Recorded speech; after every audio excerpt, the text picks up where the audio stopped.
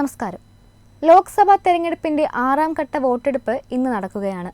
8 സംസ്ഥാനങ്ങളിലും കേന്ദ്രഭരണ പ്രദേശങ്ങളിലുമായി 58 സീറ്റുകളിലേക്കാണ് വോട്ടെടുപ്പ് നടക്കുന്നത്. 6ാം ഘട്ട വോട്ടെടുപ്പിൽ 889 സ്ഥാനാർത്ഥികളാണ് ജനവിധി തേടുന്നത്. വാശിയേറിയ പോരാട്ടമാണ് ഓരോ മണ്ഡലത്തിലും നടന്നുകൊണ്ടിരിക്കുന്നത്.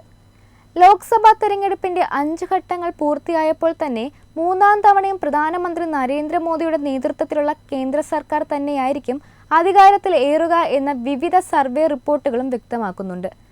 അതിനിടെ BJPയുടെ വിജയപ്രതീക്ഷ വിപണിയെ അതിവേഗം മുകളിലേക്ക് കുതിപ്പിക്കുകയാണ്. കഴിഞ്ഞ 12 ദിവസങ്ങളിലെ വ്യാപാര കണക്കെടുക്കുമ്പോൾ സെൻസസ് മാത്രം 3500 പോയിന്റാണ് ഉയർന്നത്. വെള്ളിയാഴ്ചത്തെ കണക്കെടുത്താൽ 75,410 നിൽക്കുകയാണ് സെൻസസ്. May 13 Sensex 71,871 നിലവാരത്തിലായിരുന്നു. അതായത് 12 ദിവസത്തിൽ 3539 പോയിന്റുകളാണ് ഉയർന്നത്.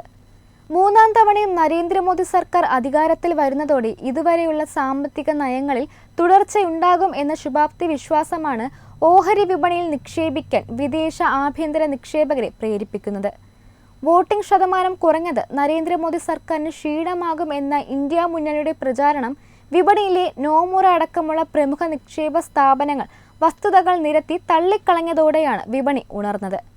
2 ആഴ്ച മുൻപ് മുതൽ ഇന്ത്യൻ ഓഹരികൾ വിറ്റഴിച്ച വിദേശ നിക്ഷേപ സ്ഥാപനങ്ങൾ അത് ചൈനയുടെ ഓഹരി വിപണികളിൽ നിക്ഷേപിക്കുന്നു എന്ന അഭ്യൂഹമുണ്ടായിരുന്നു. എന്നാൽ ഇത്തരം അഭ്യൂഹങ്ങളെ തള്ളിക്കളഞ്ഞാണ് ഓഹരി വിപണി കുതിക്കുന്നത്.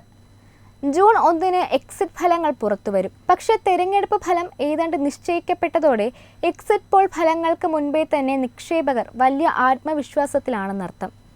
ജൂൺ 4 BJPയും ഇന്ത്യൻ ഓഹരി വിപണിയും റെക്കോർഡ് ഉയരങ്ങൾ തൊടുമെന്ന് മോദി കഴിഞ്ഞ ദിവസം നടത്തിയ പ്രസ്താവന നിക്ഷേപകരിൽ വലിയ ആത്മവിശ്വാസമാണ് ഉണർത്തിയിരിക്കുന്നത്.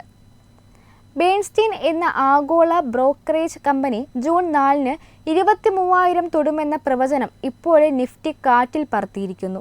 വെള്ളിയാഴ്ച തന്നെ നിഫ്റ്റി 22,957 എത്തി നിൽക്കുകയാണ്. ബേൺസ്റ്റീൻ പ്രവചിച്ചത് BJP 330 മുതൽ 350 വരെ സീറ്റുകൾ നേടാൻ സാധ്യതയുണ്ടെന്നാണ്. അധികാര തുടർച്ച തന്നെയാണ് വിപണിയെ പ്രചോദിപ്പിക്കുന്ന ഘടകമെന്നും അതിനാലാണ് വിപണി ഉയർന്നതെന്നും ബേൺസ്റ്റീൻ്റെ വേണുഗോപാൽ ഖാരെ പറയുന്നു. വെബ് ഡെസ്ക് തത്വമൈ ന്യൂസ്.